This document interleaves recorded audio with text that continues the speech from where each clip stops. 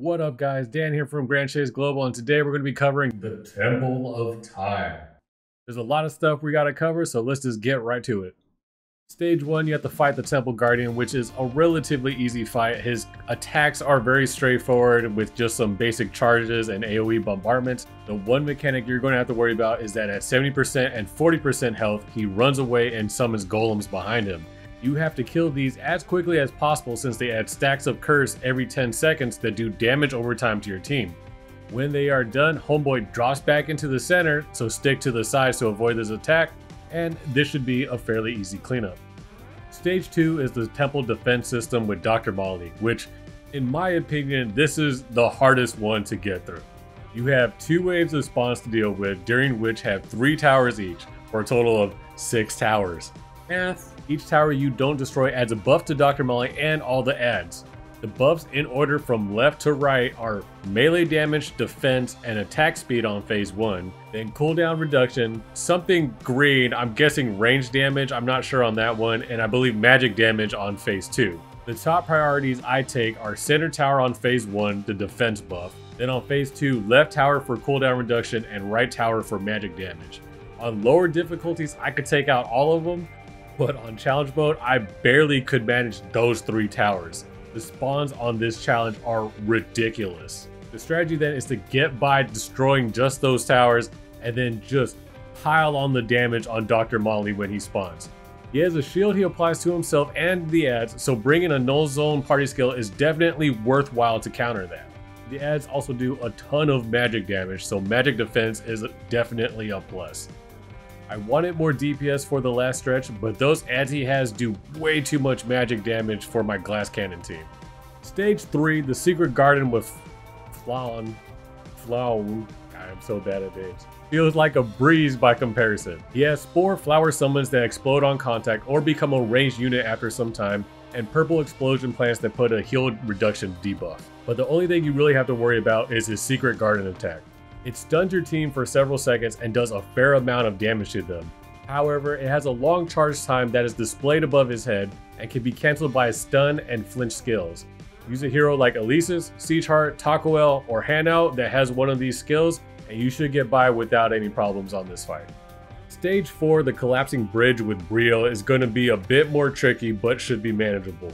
Basically, you have 3 gates to get through, each one guarded by a group of enemies. You have to destroy the 3 gates and the boss Brielle at the end before the timer runs out for each segment. During this time, you will also have to dodge aerial bombardments that can be seen by the blue outlines on the ground. This sounds harder than it is, but with practice, it's like playing jump rope with someone throwing rocks at you. Did you guys not play that game in school? Oh man, those kids were jerks. Finally, getting to the end, you have 3 phases of Brielles to fight. The first one, the bombardment will always be on the top left side. The second one, it's always on the bottom right side. And the third one, there is no bombardment, but he summons adds. The fight with him isn't super hard, but the annoying thing is he has a lot of stun and movement restricting abilities. Bringing a cleanse party skill with you counters this really easily. The final stage, Avatar of God with the boss Gaian, will mainly be a test of DPS and strategy. This is another multi-phase fight, with the first phase being the setup. During this phase, he summons 6 golems, which you will want to kill and leave their bodies spread out around the center. During this time, it's also a good chance to build your stacks from set items, skills, or the party skill Endless Growth.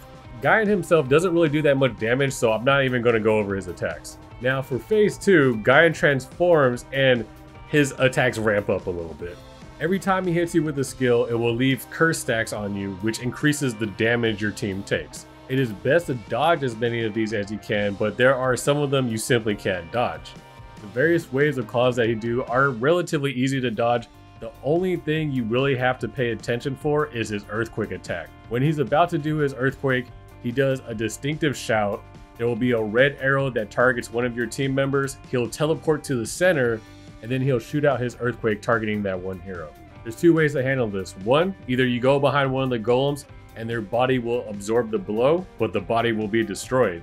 That's why you want to spread out the bodies in the beginning so that multiple bodies don't get hit. The other way you can handle this is bringing a character like Ronin or Poseidon who have an invincibility shield. You can throw that shield on last second and it'll absorb all the damage, but it may lower your DPS too much and it'll have a hard time fighting him at the end. Once you drop him to below 30% health, he will enter rage mode and his buffs and debuffs will grow at a much faster rate. However, you will gain a slight bonus to SP and cooldown reduction, so at this point, just pour on the DPS. Most of his attacks are one-hit kills at this point, and you'll probably slip up at some point, so consider bringing the party skill Revive just in case. For the course of Raid 2, my team consisted of Alesis, Lass, and Amy as the main part of the team. For my DPS teams, I threw in Olivia, and for teams that needed more defense for like stage 2, I threw in Ryan. Amy's ultimate helped with the ability spam when I needed to really up my DPS. Alesis is a great semi-tank, she's good at rounding up units, and those buffs that she provides the team are really helpful. And I could use her first ability to flinch Flan in stage 3. Lass, I don't gotta say much, Lass is just a monster. Crit bonuses, DPS, damage reduction, he's a beast. And then Olivia has the attack and defense bonus, Ryan has the defensive bonuses. However, I must say that these teams were very high level, and I still had a lot of problems on most of these fights. The key to most of these will be learning from experience, especially for stages 2 and 5. I failed so many times before I limped across that finish line. Don't give up, stay determined, and you should get through too. Anyways, that does it for this video. I hope this helps you guys with the Temple of Time raid. If you like what I do, please throw me a like and hit that subscribe button. I'll be coming out with all sorts of Grand Chase videos. Thank you guys so much for watching, and I'll catch y'all next time. Laters.